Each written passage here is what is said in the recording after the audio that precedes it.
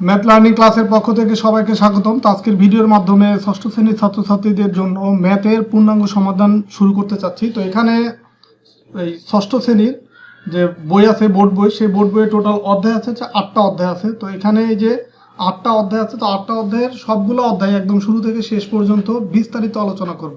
প্রত্যেকটা অধ্যায়ে প্রথমে হচ্ছে অনুশীলনী ম্যাথগুলো করার আগে যে ওই চ্যাপ্টারের যে আপনার কিছু বিষয় থাকে বেসিক, ওইগুলো আমি আলোচনা করব। তারপরে হচ্ছে ওই চ্যাপ্টারের যে অনুশীলনী ম্যাথগুলো আছে, এখানে আমি সবগুলো ম্যাথ মানে প্রত্যেকটা ম্যাথই একদম ধরে ধরে সমাধান করে দেওয়ার চেষ্টা করব। তো এখানে দেখতে পাচ্ছেন টোটালে যে 8টা অধ্যায় আছে, সবগুলো অধ্যায় কিন্তু আমি আপনাদেরকে সমাধান করে দেব। তো এই জন্য আপনারা শুরু থেকে শেষ পর্যন্ত যদি আমার এই প্লেলিস্টের সাথে থাকেন বা আমার এই ভিডিওগুলো দেখতে থাকেন, আশা করি আপনারা খুব সহজেই এই ম্যাথমেটিক্সে ভালো করতে পারবেন। এই ষষ্ঠ শ্রেণীর যে গণিত বই আছে, সেই গণিত বই সহজেই ভালো করতে পারবেন। তো এখানে এই প্রথম অধ্যায়ে আমরা আজকে প্রথম ভিডিওতে, মানে প্রথম অধ্যায় স্বাভাবিক সংখ্যা ও ভগ্নাংশ, এটার প্রথম ভিডিওতে আমরা এই চ্যাপ্টারের আগে হচ্ছে যে বেসিক যেটুকু ম্যাথ করার জন্য প্রয়োজন সেটা আগে আলোচনা করব। তো এখানে এই স্বাভাবিক সংখ্যা ও ভগ্নাংশ, তো এখানে কি কি শিখবো সেখানে লেখা আছে। তো প্রথমে আমার অঙ্কপাতন শব্দটা জানার প্রয়োজন আছে, যে অঙ্কপাতন কি। তো এই যে এইটা আমি আগে শিখবো, যে অঙ্কপাতন। এখানে এই পাটিগণিতের 10টি প্রতীক দ্বারা সব সংখ্যাই প্রকাশ করা যায়। এই 10টি প্রতীক কি কি? 10টা প্রতীক আছে, যে 1, 2, 3, 4, 5, 6, 7, 8, 9 এবং 0। এখানে হচ্ছে 1 থেকে 9 পর্যন্ত হচ্ছে 9টা সংখ্যা, আর 0 আরেকটা সংখ্যা। এই টোটাল হচ্ছে এখানে অঙ্ক আছে 10টা। এখানে এই 0 থেকে মানে 1 থেকে 9 পর্যন্ত আর 0 সহ এই 10টাকে বলা হয় অঙ্ক। আবার এগুলোকে সংখ্যাও বলা হয়। তো এখানে শূন্য ব্যতীত, এই যে শূন্য আছে, শূন্য ব্যতীত বাকি সংখ্যাগুলোকে বলা হয় স্বাভাবিক সংখ্যা। এই শূন্য ছাড়া যেগুলো আছে 1, 2, 3, 4, 5, 6, 7, 8, 9, 10, মানে 10 না, সরি, 1 থেকে 9 পর্যন্ত যেগুলো আছে এগুলাকে বলা হয় স্বাভাবিক সংখ্যা। আর এদের প্রত্যেকের এদের মধ্যে প্রথম যে 9টি, এই প্রথম 9টি হচ্ছে সার্থক অঙ্ক, মানে এগুলা সার্থক, মানে এগুলার একটা ভ্যালু আছে নির্দিষ্ট। আর শেষেরটি যে শূন্য, তো এই শূন্য আসলে অন্য যে 1 থেকে 9 পর্যন্ত যে অঙ্কগুলো আছে এইগুলোর সাথে যদি না বসে তাহলে শূন্যর অ্যাকচুয়ালি কোনো ভ্যালু নাই। তো সংখ্যাগুলোর সক্রিয় বা নিজস্ব মান যথাক্রমে এই যে 1, 2, 3 এগুলোর মান, মানে 1-এর মান 1 বা 2-এর মান 2, এগুলো হচ্ছে সক্রিয় বা নিজস্ব মান। আর স্থানীয় মানটা একটু ভিন্ন, এটা আমরা পরবর্তীতে আলোচনা করব। তো এখানে অঙ্কপাতন শব্দটা কি, যে অঙ্কপাতনটা কি বা অঙ্কপাতন কাকে বলে। তো এখানে এই যে দেখেন, এই যে এখানে লেখা আছে যে কোনো সংখ্যা অঙ্ক দ্বারা যদি লেখাকে অঙ্কপাতন বলে, কোনো সংখ্যা অঙ্ক দ্বারা লেখাকে অঙ্কপাতন বলে। এটা একদম মানে ছোট্ট একটা কোশ্চেন। তো অঙ্কপাতন কাকে বলে? তো অঙ্কপাতন বলতে কি বোঝায়? যে কোনো সংখ্যা অঙ্ক দ্বারা লেখাকে অঙ্কপাতন বলে। অঙ্ক বলতে কি বোঝায়? যে 1, 2, 3, 4, 5, 6, 7, 8, 9, 10, 9 এবং 0, এই 9টা 1 থেকে 9 পর্যন্ত আর 0 সহ এই 10টা সংখ্যাকে বলা হয় অঙ্ক। আর কোনো সংখ্যা অঙ্ক দ্বারা লেখাকে, মানে এই যে 1 থেকে 9 এবং 0 সহ এগুলা দিয়ে লেখাকেই বলা হয় অঙ্কপাতন। এটা জাস্ট হচ্ছে বেসিক আর কি। তো এরপরে যে দেশীয় সংখ্যা গঠন পদ্ধতি, আচ্ছা, স্থানীয় মানের বিষয়টা আমরা জানি। যেমন দেখতে পাচ্ছেন যে এখানে যে 333 একটা সংখ্যা, 333, এই সংখ্যাটি সর্বডান দিকের যে 3-এর মান, এই ডান দিকের যে 3, এখানে 3টা 3-এর একদম ডান দিকের যে 3টা আছে, যে এইটা, এই যে এই 3টা আছে, যে ডান দিকের যে 3টা, এই 3-এর স্থানীয় মান হচ্ছে 3। আর ডান দিক থেকে দ্বিতীয়, মানে মাঝেরটা, ডান দিক থেকে দ্বিতীয় এবং তৃতীয় এর স্থানীয় মান যথাক্রমে, দ্বিতীয়টার মান হচ্ছে 3-এর সাথে 10 গুণ হবে 30। আর একদম প্রথম যেটা, এই যে এই সংখ্যাটা, এই যে এই অঙ্কটা, প্রথম যে 3, সেটার সাথে গুণ হবে 3 গুণ 100। তো এটার মান হবে 300। এটা হচ্ছে স্থানীয় মান, মানে স্থান পরিবর্তনের জন্য এই মানগুলো চেঞ্জ হবে।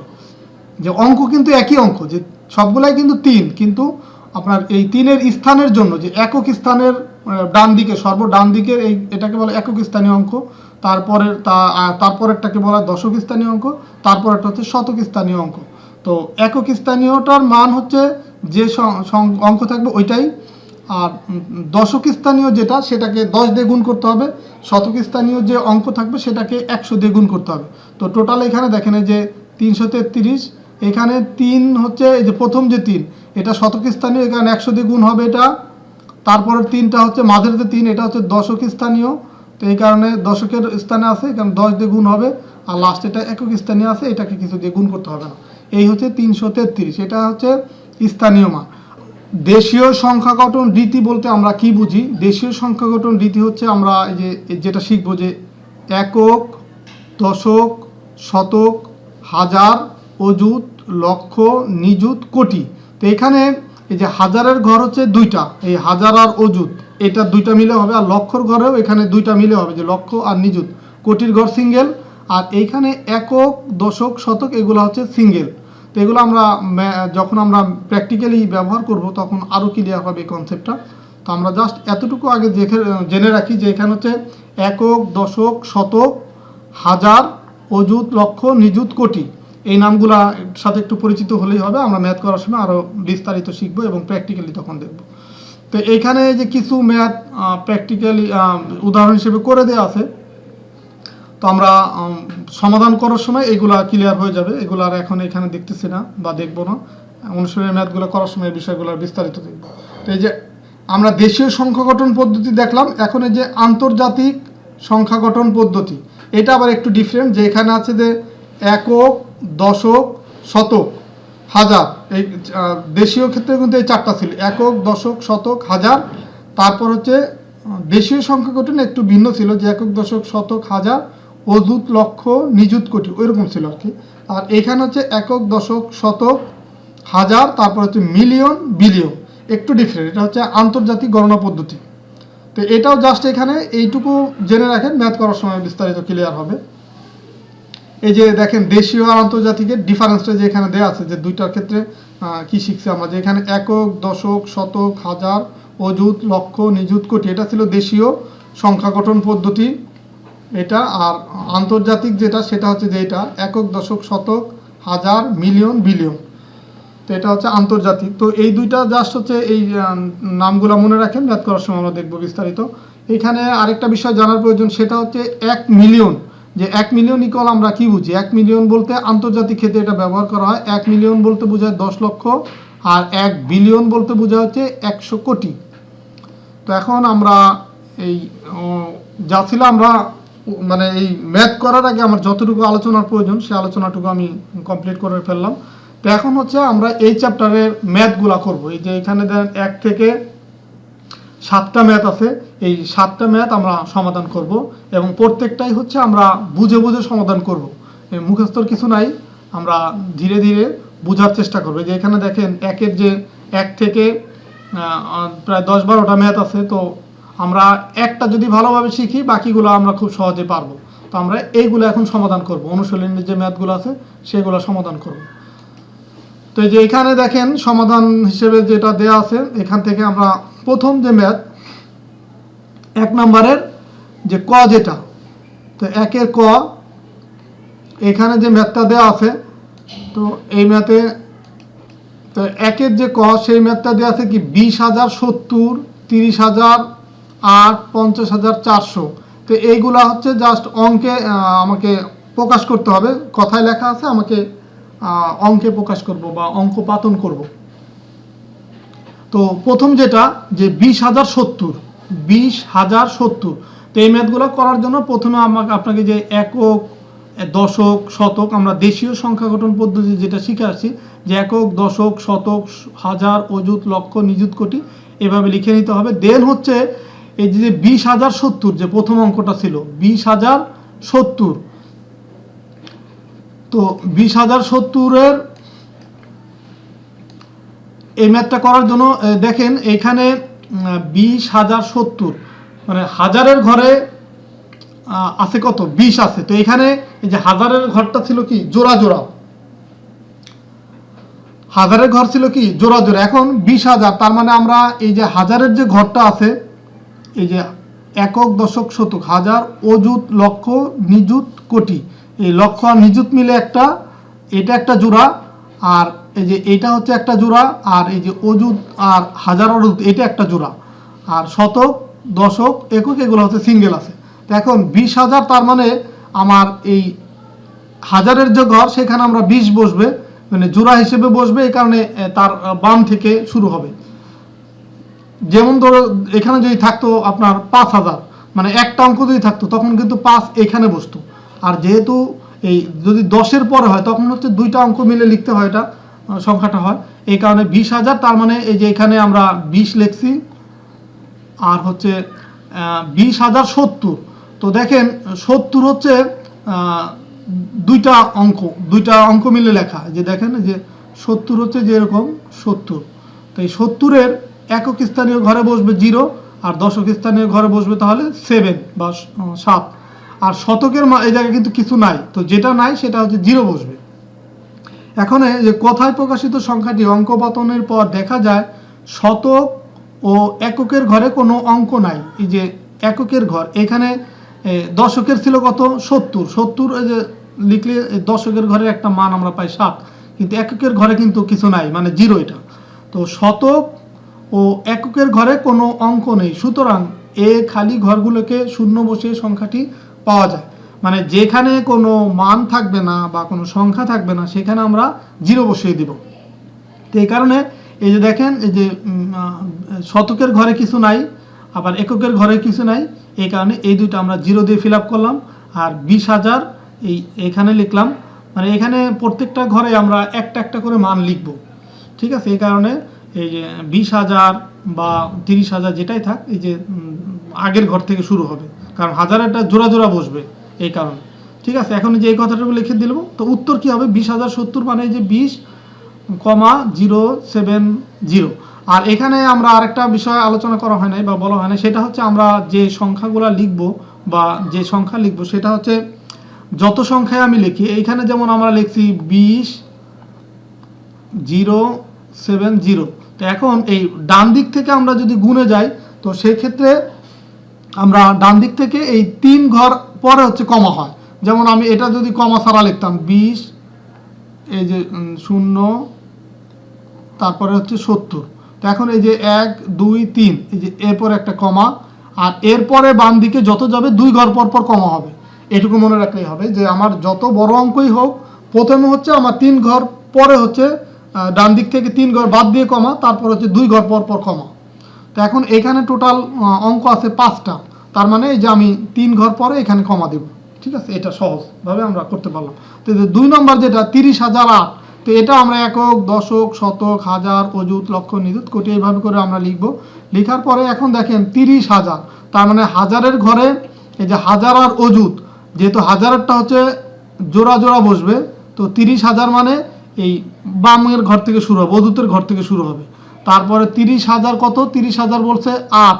তো এখন দেখেন 8 তো হচ্ছে 8 যদি আমরা লিখি, এই যে 8, এটা হচ্ছে একটা সংখ্যা, মানে একক স্থানীয় ঘরে, তাহলে এটা বসবে 8 বসলে। এখন এখানে খেয়াল করেন যে দশক আর শতক এর কোনো কিন্তু মান নাই, তো আমরা এখানে এটাই লিখবো যে কথায় প্রকাশিত সংখ্যাটি অঙ্ক পাতনের পর দেখা যায় যে শতক ও দশকের ঘরে কোনো অঙ্ক নাই। এই যে শতক আর দশকের ঘরে কোনো অঙ্ক নাই, সুতরাং এই খালি ঘরগুলো শূন্য বসিয়ে সংখ্যাটি পাওয়া যায়। 30,008 মানে হচ্ছে যে 30, মানে যে এখানে যা লিখবো ওইটাই এখানে লিখবো, আর এখানে হচ্ছে জাস্ট কমা সহ লিখবো। এখানে ছিল কমা ছাড়া, এখানে কমা দিয়ে লিখবো। তো কমা দেওয়ার নিয়ম কি? ডান দিক থেকে 3টা অঙ্ক বাদ দিয়ে তারপর হচ্ছে কমা হবে, আর যদি আরো বড় হতো 2 ঘর বাদ দিয়ে তারপর এখানে একটা কমা হতো, আবার 2 ঘর বাদ দিয়ে আবার এখানে কমা হতো, এইভাবে যেত। তো 3 নম্বরে যেটা আছে 55,400। এখন 55,000 মানে কি? এই যে দেখেন হাজারের ঘরে তাহলে জোড়া বসবে, এখানে একটা জোড়া বসবে, তো জোড়া মানে কি? 55,000 আছে, তো এই হাজারের ঘর যেহেতু দুইটা, এই দুইটার ভিতরে 55 লিখলাম। তারপরে 4 শতক, তার মানে 4 আছে, শতকের ঘরে 4 বসবে, আর একক আর দশকের ঘরে কোনো অঙ্ক নাই। তো এখন সেই কথাটা এখানে কিন্তু প্রকাশ করা হয়েছে যে কথায় প্রকাশিত সংখ্যাটি অঙ্ক পাতনের পর দেখা যায় যে দশক ও এককের ঘরে কোনো অঙ্ক নেই, সুতরাং এই খালি ঘরগুলোতে শূন্য বসিয়ে সংখ্যাটি পাওয়া যায়। তো এইভাবে করে আমার এখানে যতগুলি ম্যাথ আছে একই নিয়ম, কোনো ডিফারেন্স নাই, একইভাবে লিখতে হবে, একই প্যাটার্নের। তো আমরা আরেকটা দেখি যে এই ম্যাথটা করি। যে এখানে যে নম্বর যেটা আছে এটা আমরা করি, যে এখানে দেওয়া আছে 98,07,05,009, মানে এটা আগেরগুলোর চেয়ে একটু বড়, এই কারণে এটা করে দিচ্ছি। তো এখানে আমরা যে একক, দশক, শতক, হাজার, অযুত, লক্ষ, নিযুত, কোটি এভাবে করে লিখলাম। তো এখন খেয়াল করেন কোটির ঘর কিন্তু একটা, তার মানে আমার যত থাকবে কোটির ঘরের টোটালটাই বসবে, যে 98 কোটি আছে, তার মানে 98 টোটাল অঙ্কটাই এইখানে বসবে, এই কোটির ঘরে বসলো 98। দেন হচ্ছে 7 লক্ষ, তো লক্ষ আর নিযুত এটা মিলে হচ্ছে আমার এই লক্ষ, এই দুটা মিলে একটা জোড়া, আবার হাজার আর অযুত মিলে আর একটা জোড়া।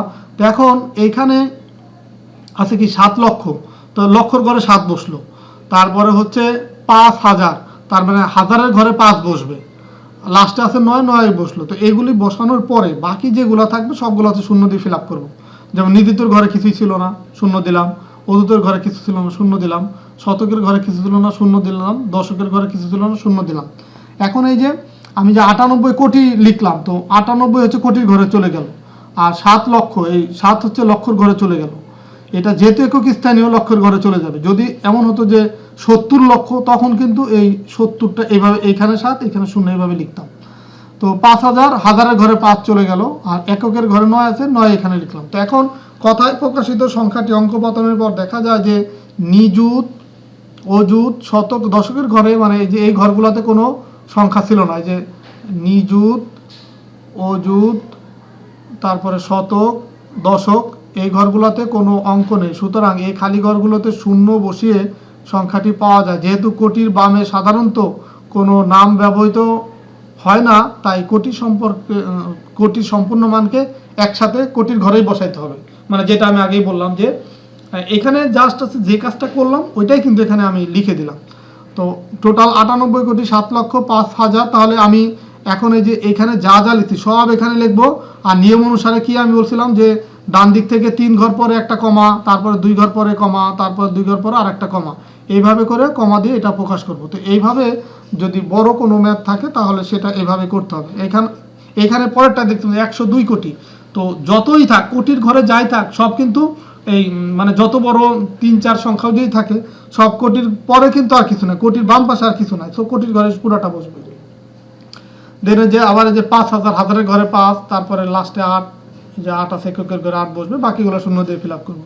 তো এইভাবে করে এইখানে একের যতগুলো ম্যাথ আছে সবগুলো ম্যাথ আমরা সমাধান করব।